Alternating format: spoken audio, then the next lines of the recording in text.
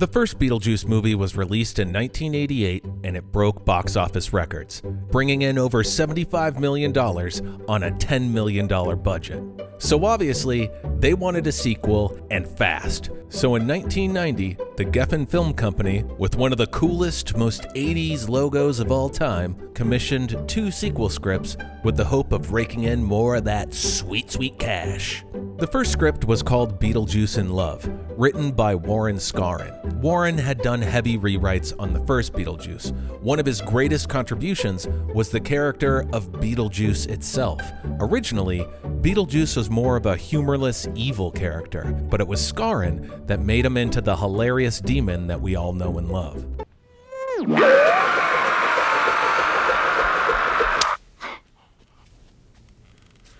Don't you hate it when that happens? Let's go, Barbara! Wait! So Skaaren was actually the perfect choice to write a sequel, but sadly, he passed away shortly after turning in that first draft of the script. But that Hollywood train has to keep going. It runs on cash and people's dreams. Do it! Just do it! So a completely different script was written that same year by Jonathan Gems. That same guy would go on to write Burton's Mars Attacks in 1996. Jonathan's movie was titled Beetlejuice Goes Hawaiian. The Hawaiian thing was actually Burton's idea. He thought it would be funny to see Beetlejuice with a surfing backdrop. At first it sounds really silly, but when you think about it, a lot of Burton's films play with weird dark characters in environments you usually wouldn't see them in. So, Edward, did you have a productive day? Mrs. Monroe showed me where the salon's going to be. You could have a cosmetics counter. So while the title is horrible, it was horrible on purpose, and Burton had already proven that these ideas work. Apparently the script was good enough that both Michael Keaton and Winona Ryder agreed to do the film on the condition that Tim Burton was the director. The problem here is that Burton was already committed to Batman Returns, so the script sat on the shelf for 6 years. So long that when Warner Brothers looked at it, they realized that it might need some updating, so they asked Kevin Smith to rewrite the script in 1996. But he wasn't really feeling it.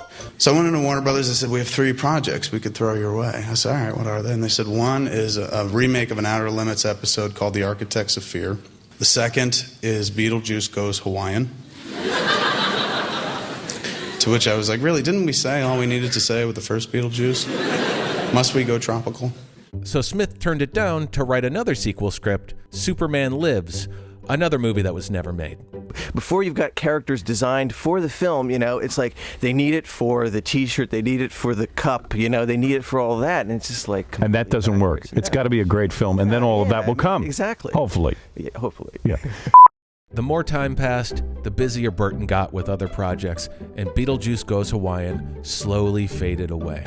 During this time, the idea for a sequel never died though, and Burton openly discussed different ideas for the follow-up. We talked about a lot of different things. That was early on when we were going, Beetlejuice in the Haunted Mansion, Beetlejuice Goes West, whatever, lots of things came up. It wasn't until 2011 that work on a sequel would start back up. Burton hired Seth Grahame-Smith to work on a script for Beetlejuice 2, and apparently it took 5 years. So of course when it was done in 2016, it needed heavy rewrites. Burton hired Mike Vajkanovich to work on rewrites, but by 2019, it was announced that a sequel had been shelved. Then, 3 years later in 2022, a sequel was announced. Snip, snap, snip, snap, snip, snap! And in May 2023, the sequel to Beetlejuice finally started filming, only to be shut down in July of that same year due to the writer's strike. Okay,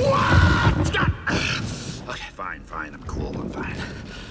The film did get back on track on November 16th, 2023, and wrapped up filming just a couple weeks later on November 30th. You might notice that this is not really a long production schedule for a film like this.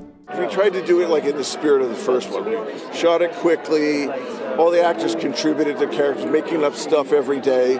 Shoot it quickly, shoot it, make stuff up every day on a daily basis. Kind of do it in the spirit that we did the first one, where you all practical effects and puppets and makeup and sets, and shoot it quickly.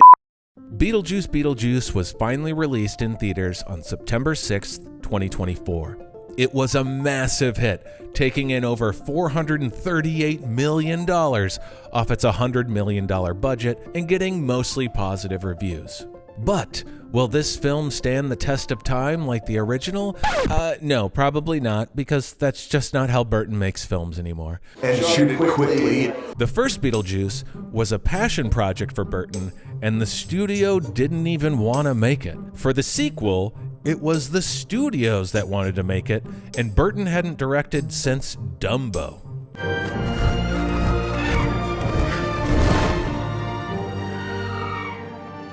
Beautiful one-armed cowboy. You've made me a child again. Help! Personally, I didn't like the film, and I feel like most of the positive reviews are heavily influenced by nostalgia. But for most people, that's all they wanted out of this, a nostalgia trip with Michael Keaton doing some more Beetlejuice stuff. So I get it. The bar was really low. Oh my God, it's you. I thought a moose was about to attack me. I found it hard not to notice how rushed and messy this whole thing felt. I honestly don't understand how anyone can enjoy this many plots in a film that never seem to come together. It's a film just stuffed with plot lines that go nowhere. Example, the whole Dolores plot line. Dolores is supposed to be the true villain of this story, but nothing interesting is done with her, and she barely affects any of the other plots. She's brought back to life, sucks some souls out of people, we're told why she hates Beetlejuice, it's a pretty lame reason, and then she dies. This plot is only here so Tim Burton's girlfriend can get work, and Tim could make this scene where she puts herself back together. You know when you're watching a Quentin Tarantino film and it cuts to the shot of the actress's feet, and that kind of takes you out of the story because it just makes you think about how Tarantino has a foot fetish? That's how I felt during this put together scene. It's so long. We get it. She's putting herself back together. I know you're just doing this because you got a weird kink, Tim. No, he's not weird. He's a saint, and you will miss him when he's gone. We get it, dude. You like female versions of Frankenstein's monster. A woman that's broken into parts and sewn back together, or in this case, stapled back together. I also do think that the rushed production schedule and sewn together plot hurt the acting a lot. The performances here don't seem as genuine as the original. Like, what's up with Winona Ryder in this film? Was she given any direction? She just makes the same twitchy face in every scene she's in, flipping from one emotion to another, almost like she's being electrocuted by Burton off screen. As we stand here, surrounded by death,